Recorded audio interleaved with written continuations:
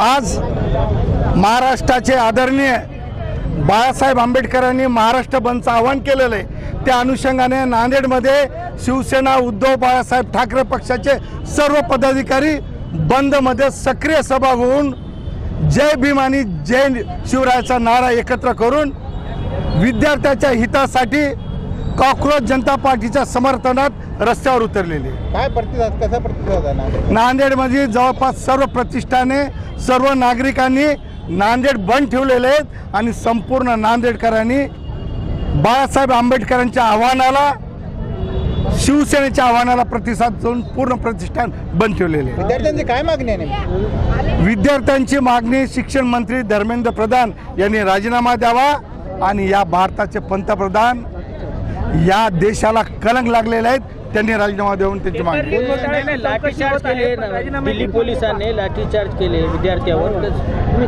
कसं बघता याला? आम्ही जाहीर निषेध करत आहोत लाठीचार्जच्या संदर्भात, म्हणून आज महाराष्ट्र बंद ठेवलेले आहेत। त्या अनुषंगाने शिवसेना उद्धव बाळासाहेब ठाकरे सन्माननीय आंबेडकर साहेबांच्या आव्हानाला साथ देऊन आम्ही रस्त्यावर उतरले।